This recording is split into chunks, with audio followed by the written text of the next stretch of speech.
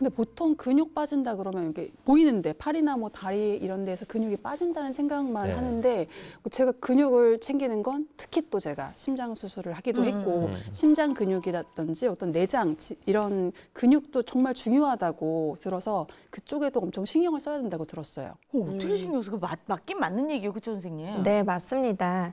특히 근감소증이 오면 정말 문제될 수 있는 부분이 심장과 같은 주요 장기들이에요. 보통 근육하면 팔, 다리 이런 곳에 있는 근육만 생각하는 사람들이 많은데요. 심장을 비롯한 주요 장기들을 구성하는 것도 근육입니다. 그런데 근육이 감소할 때 단순히 팔다리 근육만 감소하는 게 아니라 심장이나 장기를 구성하는 근육들도 점점 줄어드는데요.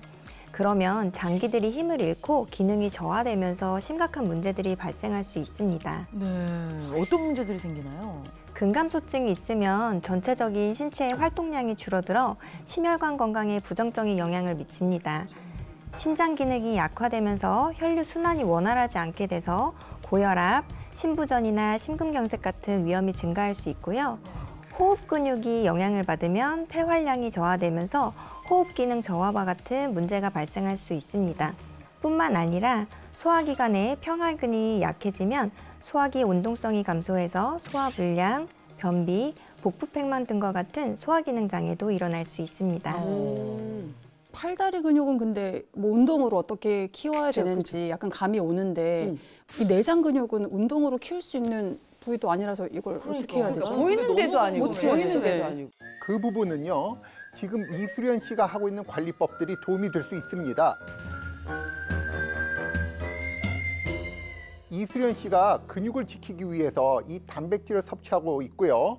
또 하나, 유산균을 섭취하고 있지 않습니까? 네네. 이런 점들이 전반적인 근육 관리에 좀 더 도움이 될 수 있습니다. 아니 뭐 말씀 들어보면 사실은 뭐 단백질이 근육 관리하는 데 도움이 된다는 거는 굉장히 이해가 와요. 당연할 것 같으니까. 그렇지 맞아요. 않아요? 단백질이 근육의 재료니까요. 그러니까. 근데 유산균은 무슨 관련이 있습니까? 저도 처음에 그 얘기를 들었을 때는 이게 진짠가 막 싶었는데 이 장내 세균이 우리 몸에서 영향을 미치는 부분들이 정말 많고 다양하다고 그러더라고요. 네. 맞습니다. 이제는 많이 이제 알다시피 장내 세균에 따라 살이 더 쉽게 찔 수도 있고요. 치매와 같은 정신 건강도 연관이 있습니다. 네, 거기에 최근 여러 연구에서 장내 세균이 근육 강화에도 영향을 미친다는 사실들이 밝혀지고 있는데요. 네.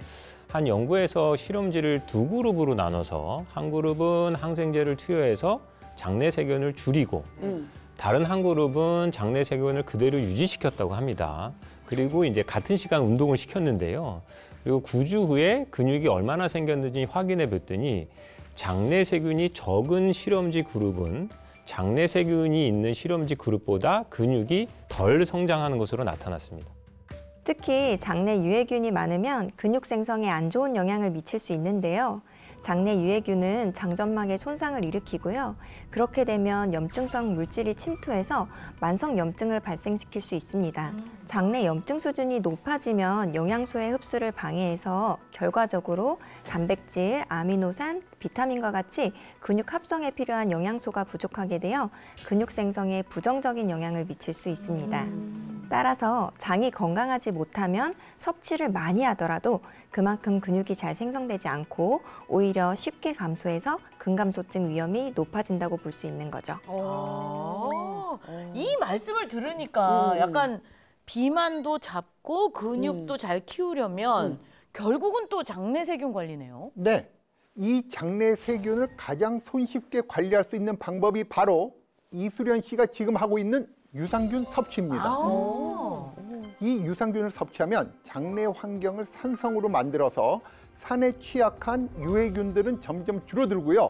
반대로 보충된 유익균은 이제 자리를 잡으면서 이 장내 유익균을 늘리는 데 도움이 될 수 있습니다. 한 연구에서 BNL17을 섭취했더니 근육 관리에 도움이 된 것으로 나타났습니다. 신기하다. 근육 손실을 유도한 실험쥐에게 BNR17을 섭취시켰더니 앞다리의 완력과 장단지, 대퇴사두근의 근육량이 늘어났고요.